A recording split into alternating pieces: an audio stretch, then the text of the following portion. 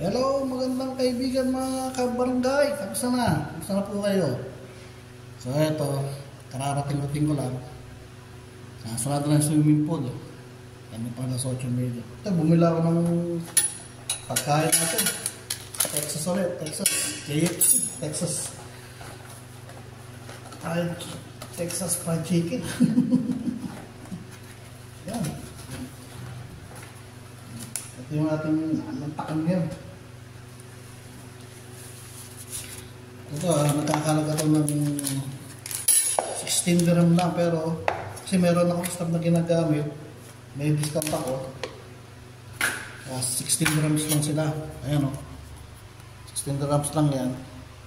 Ito yung ano natin. Yan. Ang lalaki na manok o.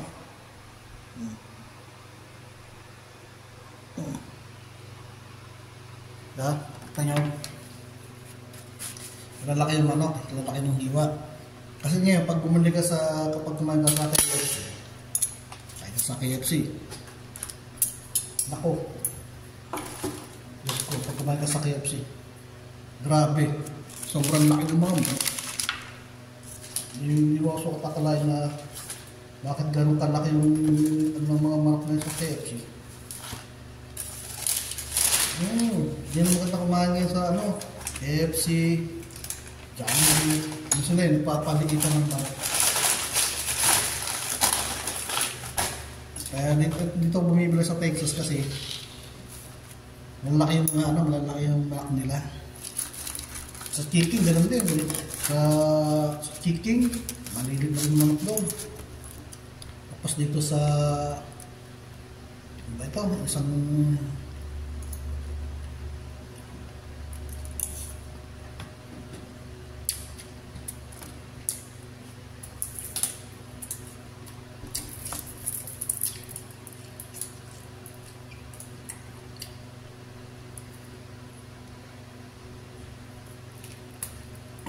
sa Mary Brown.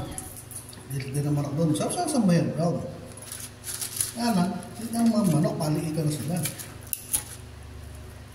Siyempre, hanapin mo kung saan yung malaking manok. Diba? Dito ka.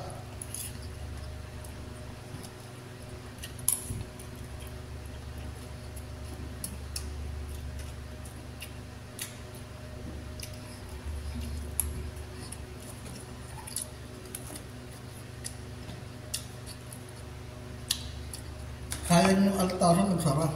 Nag-truck yung kumpanya nila. Kaya mo.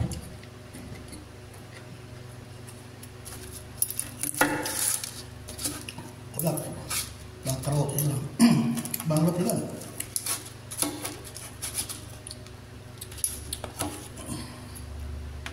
O isang sa altasan eh. Kaya magsado ng mahal. 4 ang manok. Tapos kasama pang french fries, kubos, unlimited yung kubos. Kaya lang, nagmahal ang gusto.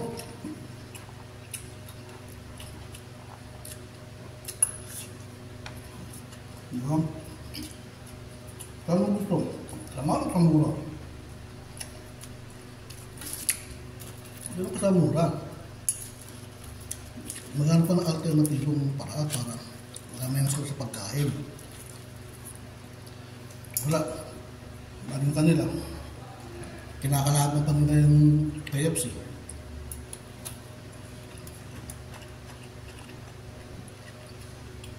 ETF yan.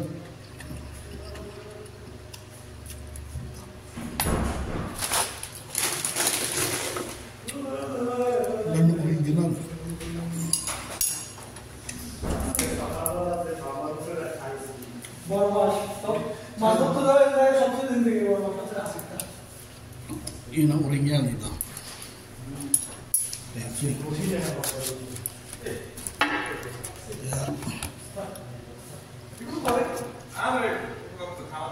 Mahaba pinsi yun.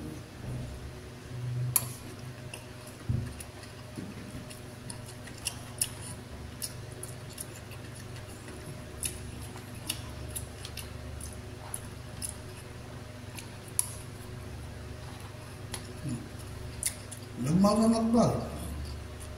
Ayun, bangkarote.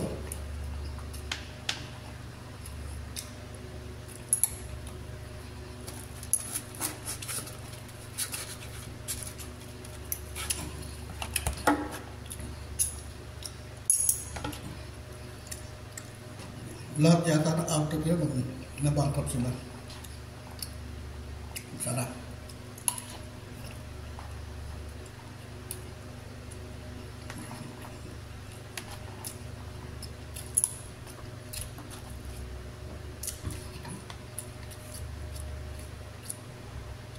So, meron pa yung isang hypermarket na supi ko sa Gaplia.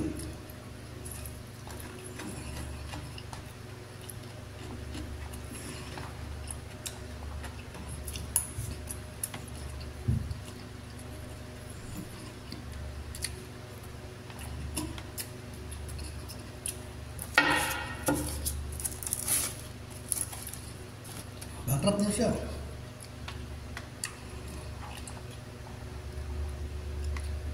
Tubig tumuwal yung mga tao sa kanila.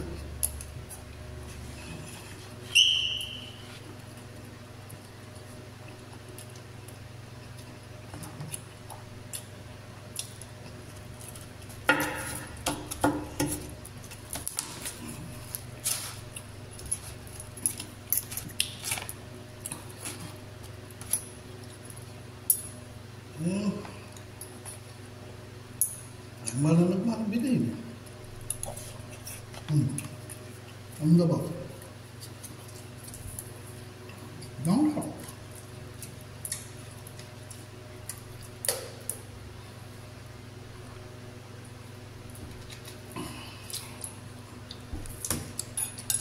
Hindi mo naman ewan. Dati sa akin, mura lang.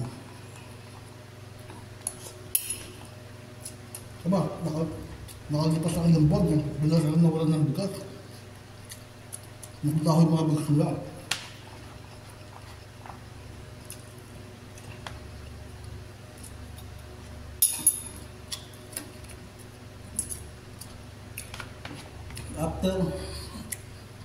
After a month, biglang nalabas sila ng bigas, ang mahal.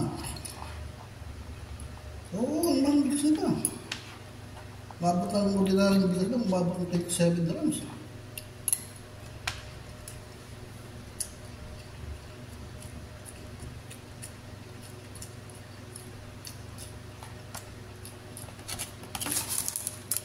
Kaya lang, yun ang mali nila. Hindi nila inisip. Mamahal ka ng bigas. Kabilaan ng grocery. May New Era, may Westwood, may mga malilit na grocery.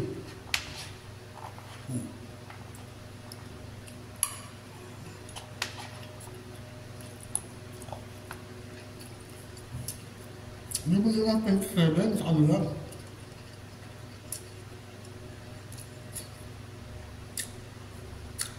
Sa Westwood, 21 lang. 19, 20. Siyempre, ito sa mura. Kala naman nila, pag-aagawa ng mga Pilipino yung business nila. Pero 27 gram, 9 gram.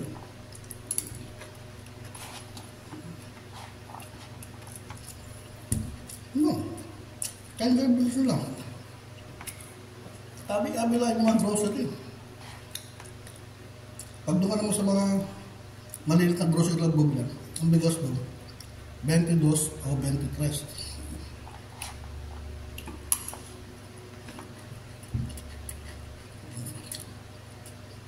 Trabaho, grocery na maliit, ng mga tagdang bigas.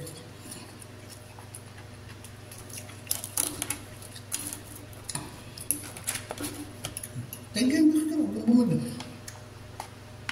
Bisa ada pilitas sila ibaba yung bigas nila.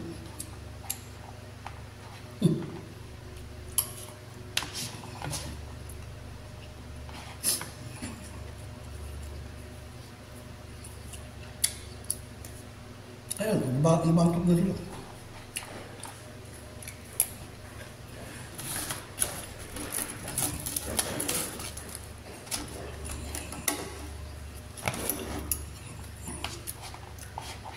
Dapat, kumari, ibaba mo yung presyo mo. Huwag ka magtataas. Huwag ka makipagsabayan.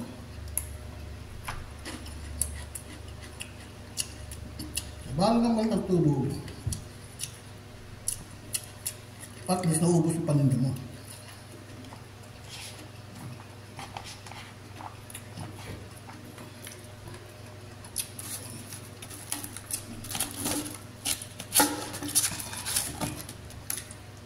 Mamahal ka. So, nakikita mo, mamahal ka ng presyo.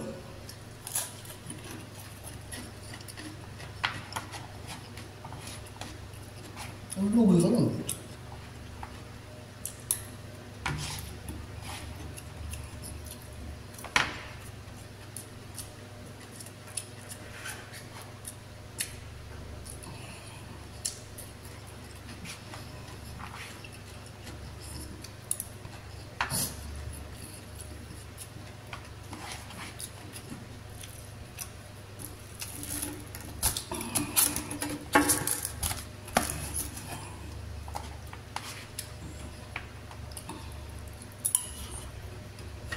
Diba?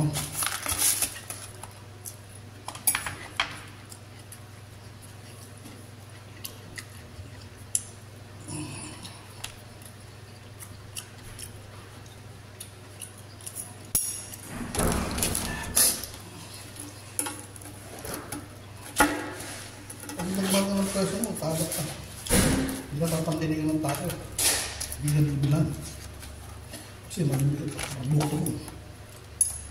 Kaya magkarote, tago ka. Lugi ka.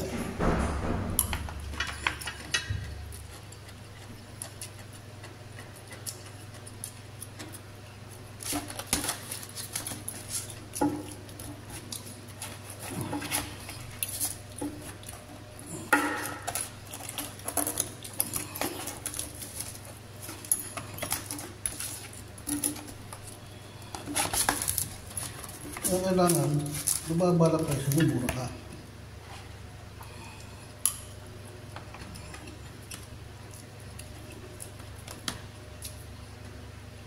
Diba? Oo. Diba?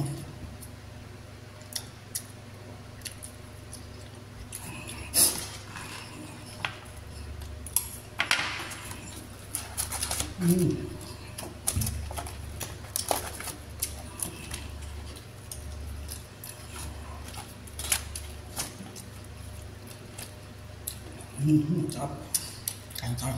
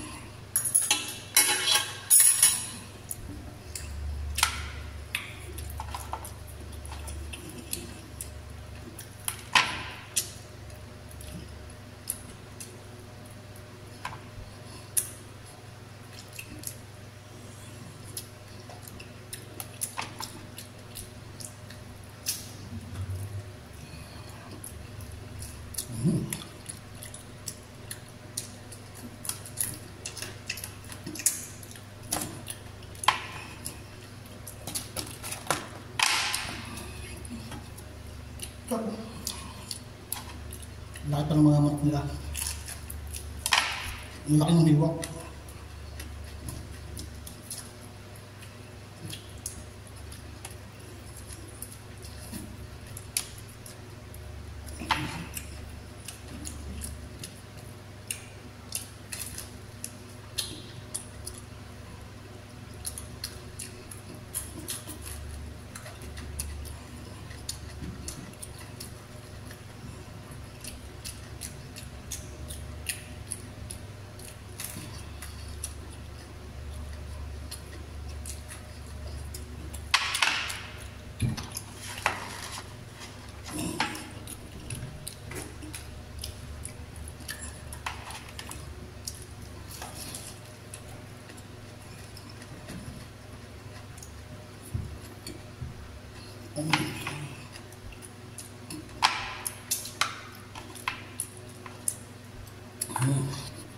Panalong Texas.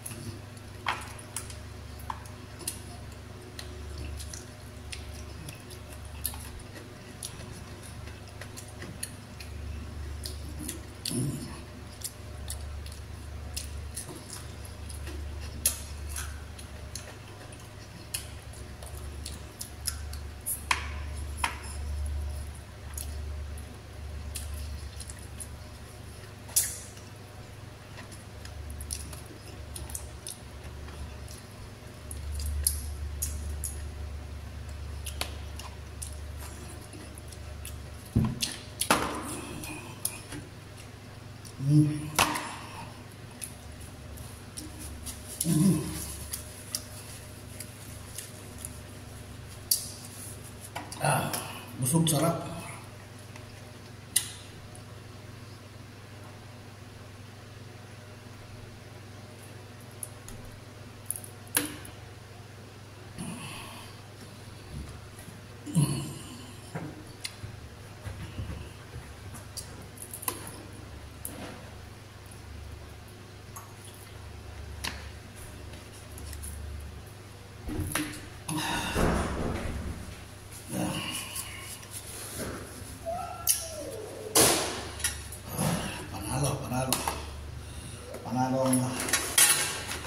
Panalo ang Texas chicken.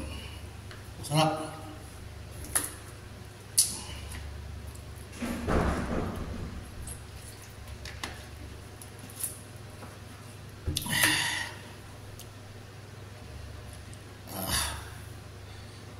Busog ako.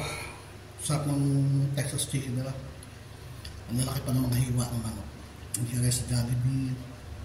Hindi ko namin yung Jollibee natin. Masarap ng Jollibee. Kaya kasi ang lilit na ng manok eh. So, medyo mahal pa. Eh dito sa Texas, malaki hiwa ng manok. Medyo mura pa ng konti. May kukumpara mo sa Jollibee, KFC. Bino ko 16 grams lang, may kasama pang kanin. So, saan ka na? Dito ka sa mura, di ba?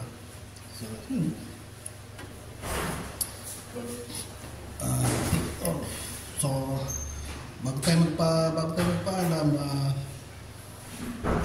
mag-subscribe muna sa aking channel, pa-pindot po notification bell, like, share, comment po kayo. Yun lang po. At higit sa lahat, Happy New Year po.